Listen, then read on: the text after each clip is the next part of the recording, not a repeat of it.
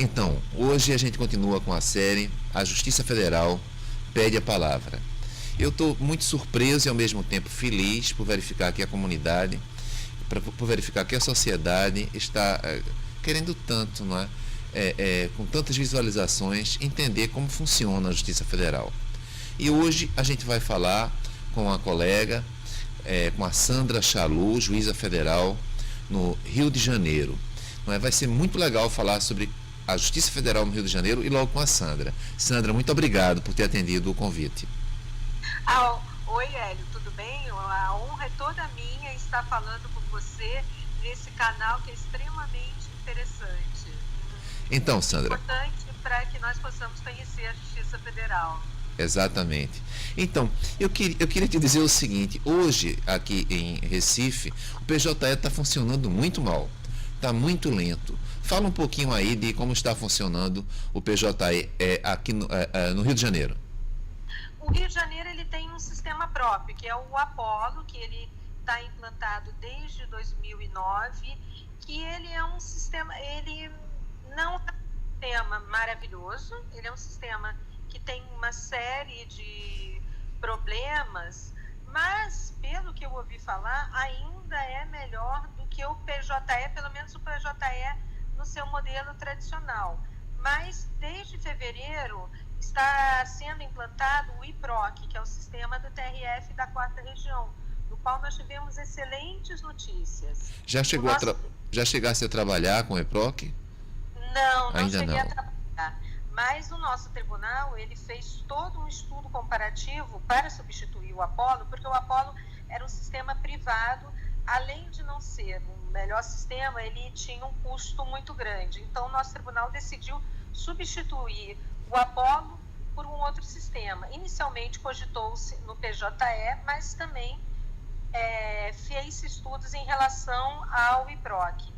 E nesse estudo comparativo, o IPROC ganhava do PJE em praticamente todos os itens. Ele tinha uma série de funcionalidades que o PJE não possuía. Então, o pleno do nosso tribunal optou pelo IPROC e começou a instalação, e nós estamos agora em processo de digitalização dos processos físicos que nós ainda temos. Perfeito. Diz uma coisa, Sandra, fala um pouquinho de você. Antes de ser juíza federal, quais foram os cargos, quais foram as funções que você ocupou? Eu, antes de me formar, eu me graduei em 1992 em Direito, e antes de me graduar eu fui servidora da Justiça do Tribunal Regional Federal da 2ª Região. E logo que eu me formei, eu ingressei no BNDES, por onde eu permaneci por 4 anos como advogada do BNDES, uma atividade que eu adorei, gostei muito, é muito interessante, que eu inclusive recomendo a todos. E depois eu fiz concurso para o TRF da 3ª Região, para juíza federal, aonde eu permaneci por 10 meses e depois pedi remoção para o TRF da 2ª Região. Então, ontem a gente conversou com o Cláudio Kittner, que também fez o concurso para o TRF, concurso de juiz federal, para o TRF da 3ª Região, e conseguiu uma permuta, uma remoção com um outro juiz que hoje está em Ribeirão Preto, o Eduardo Feitosa, um grande processualista, e falou que isso foi tranquilo. E no teu caso, da 3ª para a 2ª Região, essa permuta, essa remoção também foi tranquila? Foi tranquila, e na época ainda não era algo tão comum assim. Foi em 1900, eu pedi a minha remoção em 1997, e na verdade para a 2ª Região, remoção para a 2ª Região só haviam 2 casos. E eu usei os precedentes que já tinham ocorrido 2 casos anteriores ao meu, e foi muito tranquilo. A remoção deve ter saído em 4, 5 meses, mais ou menos, o processo deve ter levado aproximadamente. E a experiência no TRF da 3ª Região foi muito interessante, tem grandes amigos lá até hoje. Certo. E aí eu te pergunto sobre a questão da nacionalização dos direitos e prerrogativas dos juízes federais. Em minha perspectiva, isso é um ponto positivo. Nós falarmos em direitos e prerrogativas nacionais para a magistratura. O que é que tu achas disso? Esse é um projeto pelo qual eu tenho muito carinho. Eu acredito que nós ainda não nos conhecemos bem. Cada região tem uma série de peculiaridades e também cada um, apesar de nós termos uma carreira nacional, em uma série de questões de direitos e prerrogativas, cada tribunal, às vezes, cada sessão judiciária decide de uma maneira diferente. Não existe uma uniformidade no tratamento de inúmeras questões extremamente relevantes para a nossa carreira.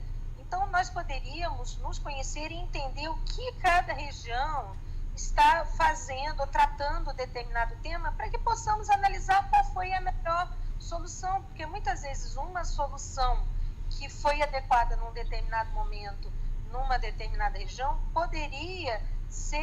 essa experiência poderia ser replicada para outras regiões, porque provavelmente eles já fizeram algum determinado estudo, analisaram a questão sobre um ponto de vista diferente, entenderam determinadas questões. Então, é interessante que nós nos conheçamos e possamos replicar as boas experiências. Perfeito. Só para pragmatizar isso que a gente está agora conversando, para que as pessoas que estão nos assistindo entendam melhor. Por exemplo, o respeito ao quinto de antiguidade, na lista de antiguidade, nas promoções por merecimento. Parece que isso não é completamente tranquilo. Em algumas regiões isso não ocorre, em outras isso ocorre. No caso da segunda região, Rio de Janeiro, Espírito Santo, como é que isso vem sendo feito? Respeito dentro da lista de antiguidade ao quinto para efeito de promoção por merecimento.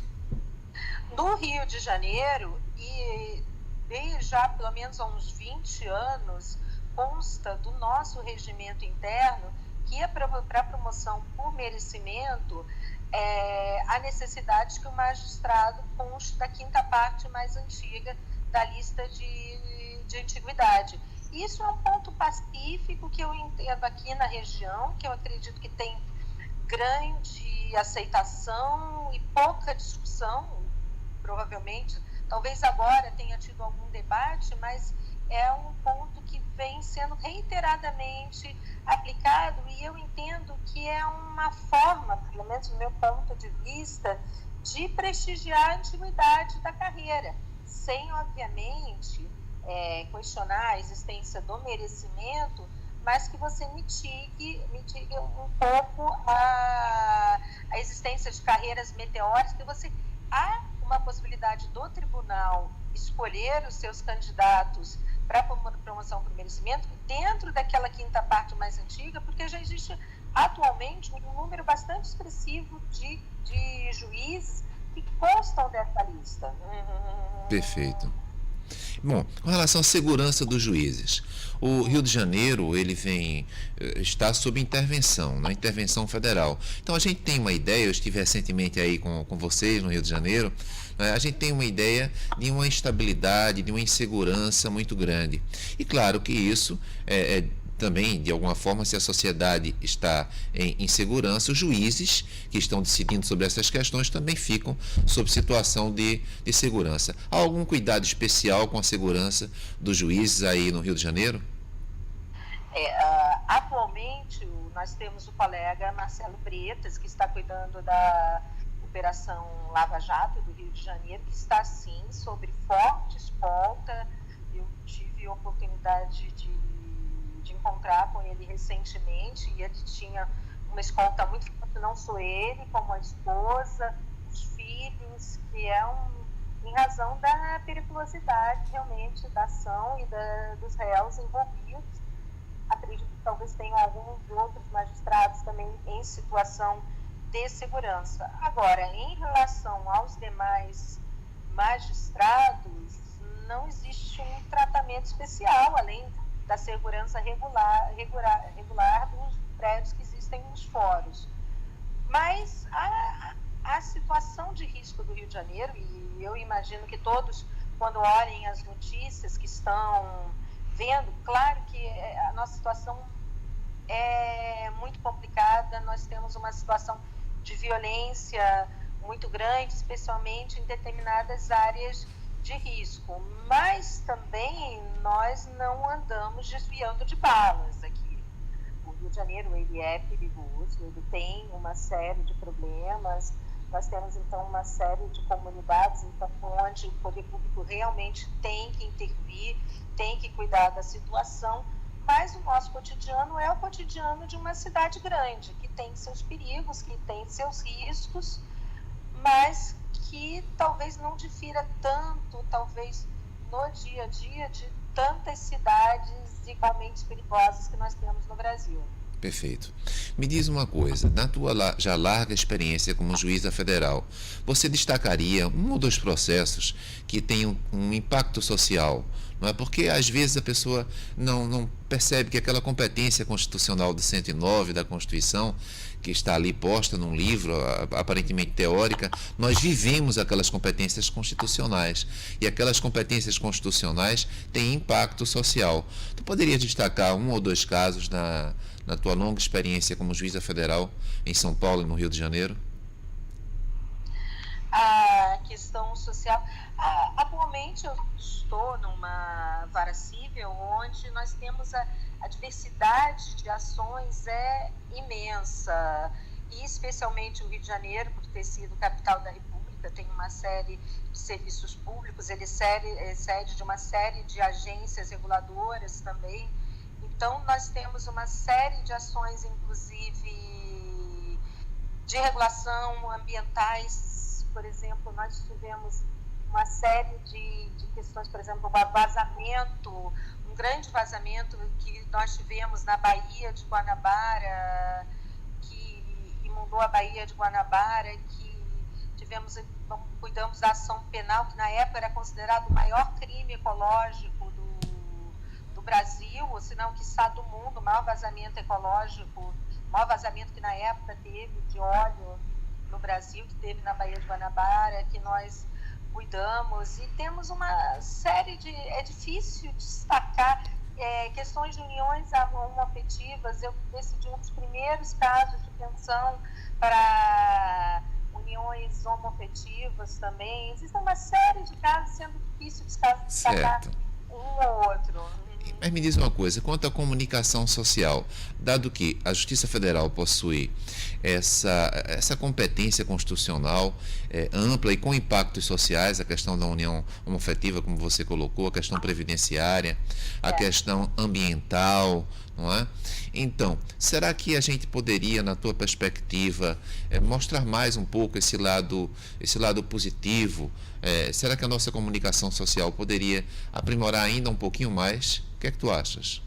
Com certeza a nossa comunicação social poderia aprimorar. Nós teríamos que nos comunicar, a justiça tem que se comunicar melhor, mostrar mais o que está fazendo. Diuturnamente nós decidimos uma série de casos com relevância, e nós teríamos talvez nós até saímos da nossa inércia, comunicar mais,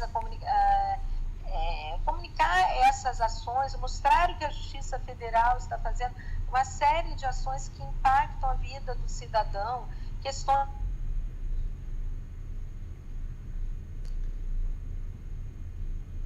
Caiu a ligação, né? Tributo,